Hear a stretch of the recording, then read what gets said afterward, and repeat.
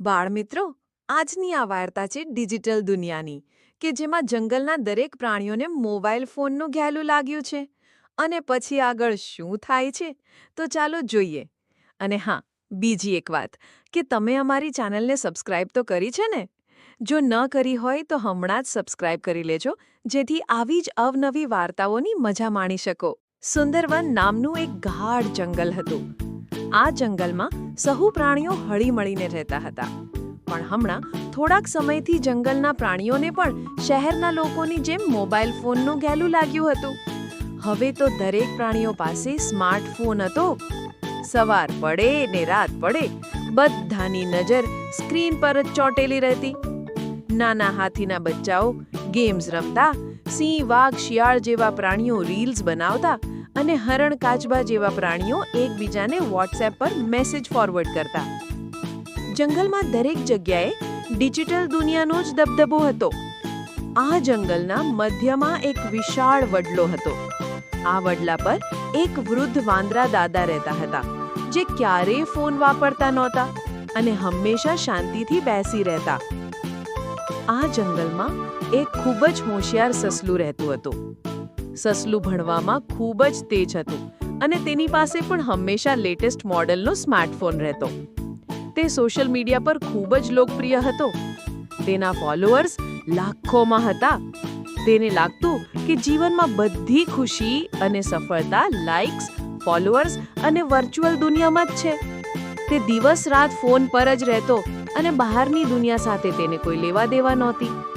એક દિવસ સસલાએ પોતાના ફોનમાં એક નવી રીલ બનાવી, જેમાં તેણે જંગલમાં રહેતા દરેક પ્રાણીઓને ફિલ્માવ્યા હતા.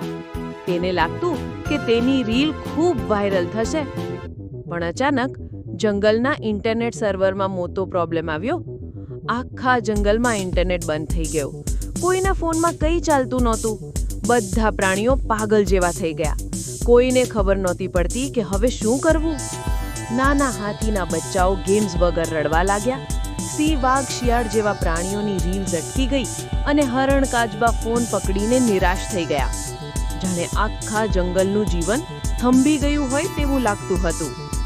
સસલું પણ ખૂબ જ પરેશાન થઈ ગયું. તેનો ફોન માત્ર એક નિર્જીવ ડબ્બો બની ગયો હતો.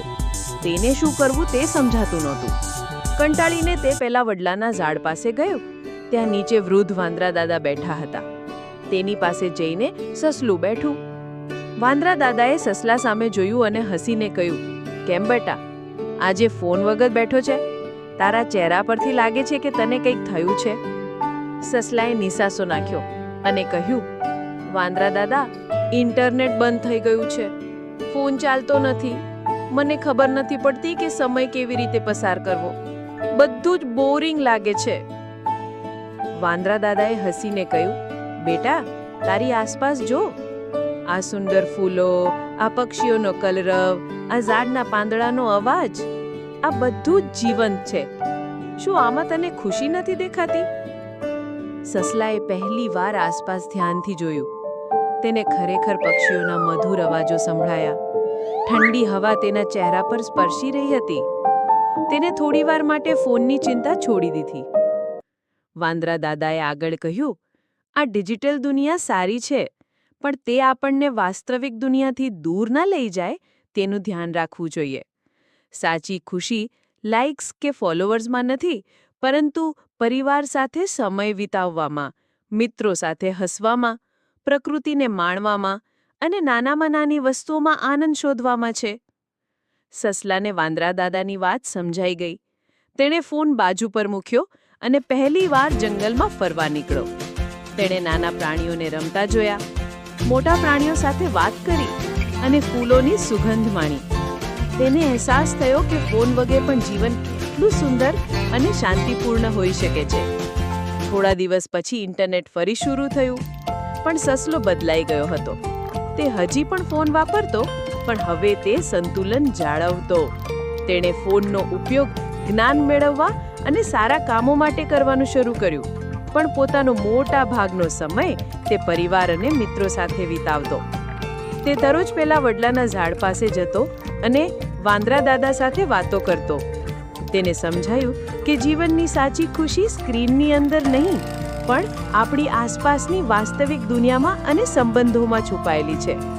તો બાળમિત્રો, આ વાર્તા આપણને શીખવે છે કે આધુનિક ટેકનોલોજીનો ઉપયોગ કરવો સારો છે, પણ તેના પર સંપૂર્ણ નિર્ભર ન રહેવું જોઈએ.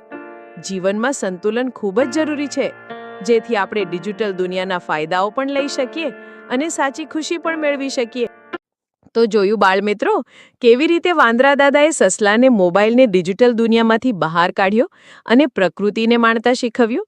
જો તમે પણ મોબાઈલનો ઉપયોગ વધારે પડતો કરતા હોય તો આજથી જ ઓછો કરી દેજો અને તમારી આસપાસ રહેલી પ્રકૃતિને પણ માણજો. તો ચાલો ફરી મળીશું એક નવી વાર્તા સાથે. ત્યાં સુધી આવજો.